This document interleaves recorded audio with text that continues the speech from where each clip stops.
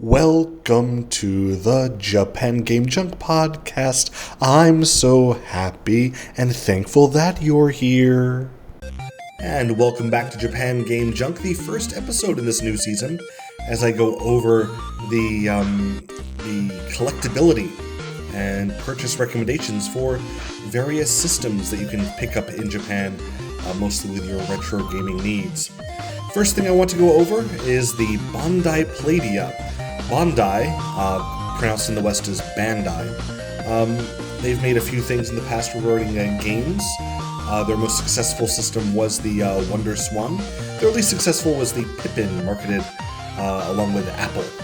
And although I have played and enjoyed every Bandai system, one of them that is the most unique, well, I guess there's only one most unique, right? It's the unique one, is the Playdia.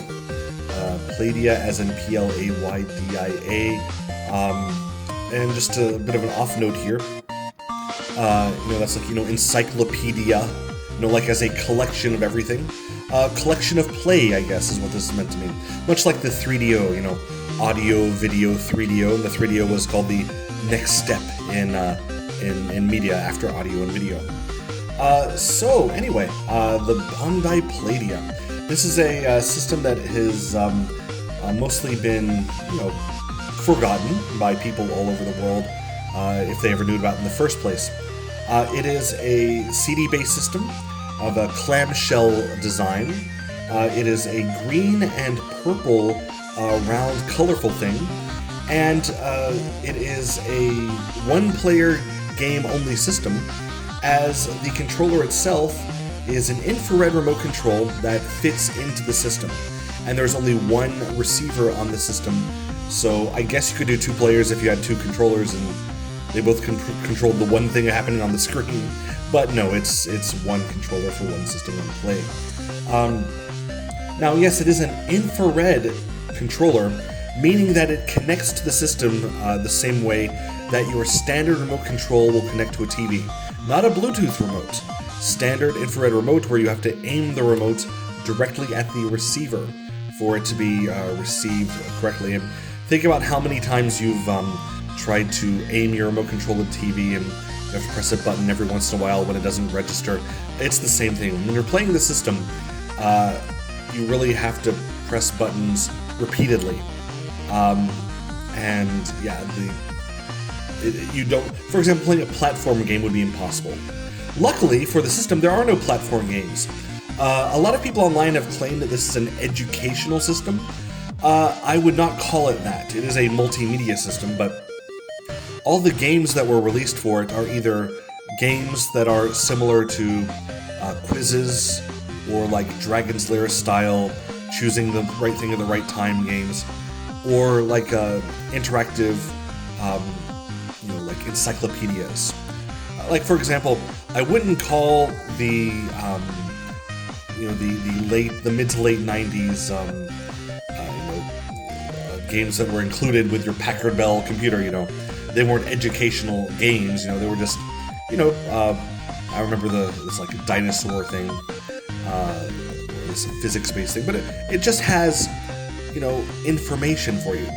Like there's one of the games that I have. It's like an encyclopedia of dinosaurs, and you can go around the menus and learn about dinosaurs. You can see little video clips, animations, and read information. I can see why people think it's educational, but it's not exactly like there's gameplay that would be educational. So I see it more as a reference guide, a reference material.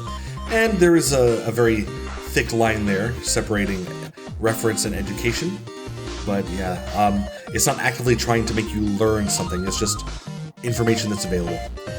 Anyway, that's about half the games. The others are, like I said, either quiz games or push the button at the right time games. And this is because you cannot have the precise control. You need to have some period of time where you can kind of, the game system can wait to receive a prompt from the controller. So in a choose where you want to go kind of game, there's probably a good 3 to 5 seconds for all of them where you can choose your direction to travel or pressing A or B or whatever. And it is what it is. So you're gonna have those kind of games, no action games, nothing that is so complicated.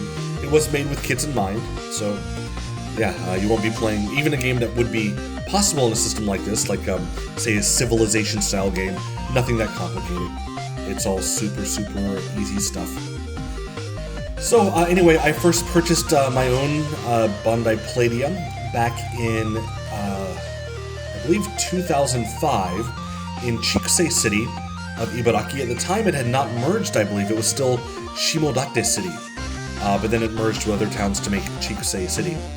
And it was at a book-off store. It was a boxed system. And it was, I believe, about 3,000 yen. And at the time it had that, and then I guess someone had sold their collection into the store. And it had that, and it was, there were a few other titles there, and I got all the games that were between 500 and 1,000 yen each. And yeah, that was, it was a fun purchase, because then I could experience the system, and that was the first time I even knew it existed, you know. This is before there were smartphones, so I didn't just look up online to see what it was before buying it, I just bought it. And yeah, it's brought a lot of joy. You can't find it for that price anymore, of course, but yeah, it's something I have had a chance to play through many different years, over the years, for a long time. Now, as far as a rarity to find it, if you're looking now, I am confident that with access to a car in Japan, I could, anytime I wanted, go out and buy a Playdia, going through a few different stores. It's not the kind of thing that you can find at every store, even every big retro game store. It'd be very easy to find in Akihabara. You could just wander around all the stores and just pick up one you'd find there. It would be more expensive there than you should pay, but you can find it. So if you absolutely have to have one, you can get one. Now, there is one that I can say does exist very easily. It's been there the last 2 times I've been to that store, and so if no one else has bought it. For 10,000 yen, you can get a fully working Playdia with the AC adapter, and the somewhat rare and usually expensive Dragon Ball Z game at the Mandai Shoten main store in Kai City of Yamanashi Prefecture. At this store, they'll have it in the showcase, and yes, just 10,000 yen including tax, which I feel is a very good price, actually, including that piece of software. If I were to just want the system itself and not get any games with it, either a very good quality system, with no box or anything, just the system and the controller, or one that might be in rougher shape but have the box and manual and be kind of roughed up, whatever. I would say you can find them maybe as cheaply as usually about 5,000 yen. I did see one for 3,500 yen, including box, but it was really beat up at the Surugaya store in Akihabara. That was about 3 years ago, but I haven't seen one that cheap since then. So yeah, I'd say 5,000 yen if you find it. That's a definite must-buy price. Up to, I'd say 8,000 yen with no game.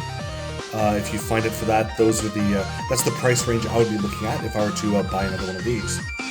Now, as a collectible though, I would highly recommend getting the system if you plan to actually play on it. That is because the Bandai Playdia is one of the very few systems where there is no emulation at all. You can't find it to use the discs, you can't find it to play the ISOs or any other way. I have never found one, and I've tried, and because I just wanted, I'd like to be able to try the discs out on my computer and play it that way without having to worry about the RF connection or dig out the system from the closet or whatever. But no, in fact, if you want to play Playdia games, your only option is on a Playdia. And so as a collectible, and as something that you would want to have to be able to experience these games, this is your only option. You must buy a Playdia unit yourself. Whether you would want to now, that's different. It's, again, the games are not fun. It's when the best game possible would be a Dragon's Lair style game, then yeah, you're not going to find one that is your style. But if you're not even into gaming, but you just like the curiosity of it, and you'd like to even just say, watch fish and learn about them, and if you're fluent enough in Japanese to be able to read the contents, there are some things that I do find that are enjoyable on the system, just to spend time with as a fun thing to use. So anyway, like I said before, I'd say between 5,000 and 8,000 yen should be your target as a must-buy price if you do find one in Japan. I don't know how much they are in other countries. I would assume they're much more. So whether or not you're able to pay whatever price it might cost elsewhere, just understand it is a unique experience. It is a system that you can only play as it is. You cannot play it on emulation. You cannot experience the Bandai Playdia except if you own it. So if that is important to you, and you're willing to pay whatever price, well then go ahead. But as mentioned, as a normal collector, just wanting to have it, again, 5,000 yen to 8,000 yen would be your sweet spot if you're coming to Japan. That is, of course, as of April 2026. So yeah, there you go. That's a bit of rambling about the Playdia. Hope that you have learned a little bit about this little gem of a toy from Bandai. And I hope that your own game collection life goes very well, and that you're very happy as a person. Thanks so much for listening. I would, of course, very much appreciate likes and subscriptions, and, it's free to do anyway, so do it and make me smile. I promise I'll smile if I see there's a new subscriber. Have a great day. Thanks again. Goodbye to you.